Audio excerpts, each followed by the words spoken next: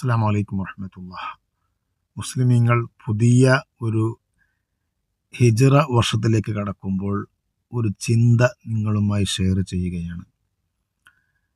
മുസ്ലിമീങ്ങൾക്ക് കലണ്ടർ ഉണ്ടായിരുന്നില്ല.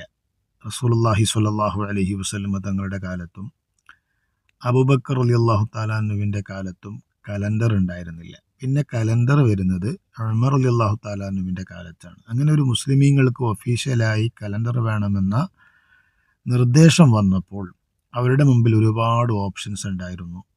ഒരുപക്ഷെ നബി സല്ലല്ലാഹു അലൈഹി വസല്ലം തങ്ങളുടെ ജനന വർഷം ഒന്നാമത്തെ വർഷമായി അവർക്ക് തിരഞ്ഞെടുക്കാമായിരുന്നു.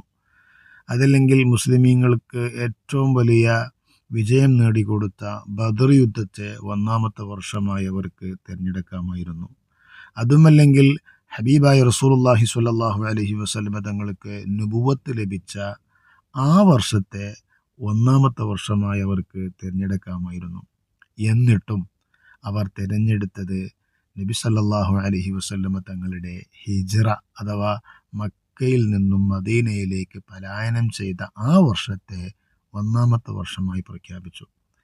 അതുകൊണ്ട് മനസ്സിലാകുന്നത് സ്വഹാബികളുടെ മനസ്സിൽ ഹിജ്റ എന്നുള്ളത് ഒരു വലിയ ടേണിംഗ് പോയിന്റ് ആണ്. അതുപോലെ മറ്റ് സംഭവങ്ങൾക്കൊന്നും ഇല്ലാത്ത വലിയ പ്രത്യേകത അവർ ഹിജ്റയിൽ കണ്ടിരുന്നു എന്നുള്ളതാണ്.